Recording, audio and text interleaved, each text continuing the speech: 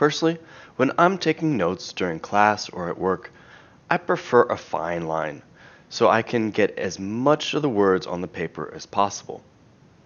But finer doesn't always mean better, and when you get very fine, typically that means that the nib is going to have more feedback.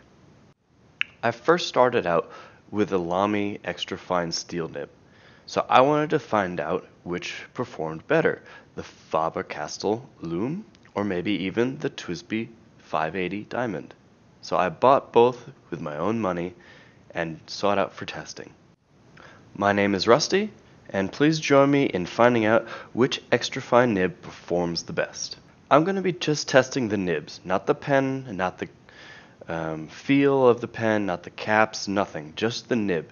And the criteria that I'm going to use are the thickness and the smoothness of the nibs. And all the pens will be using Lamy black ink, just to keep it consistent. For line thickness, I use this paper where I just draw a line on it for both vertical and horizontal, and then I compare them by the numbers that are pre-printed on the sheet.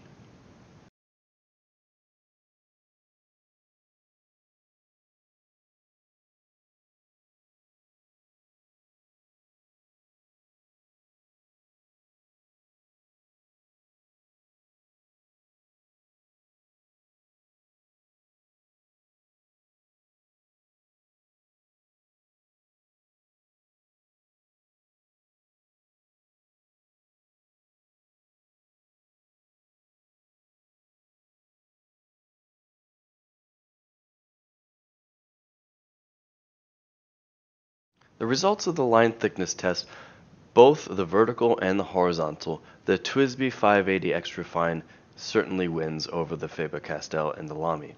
On the horizontal test, the Faber-Castell is a little bit thinner than the Lamy's. So in this, I would say the thinnest is the TWSBI, then the Faber-Castell, then the Lamy. For line smoothness, this was hard for me to quantify, and somehow I was able to figure out if I put a weight at the edge of the paper and draw some lines, the further away I get from the line would be a quantifiable way to show how smooth it was. Now in this test, I would only put enough pressure to make sure that there was a consistent line. I'm doing as light as I can.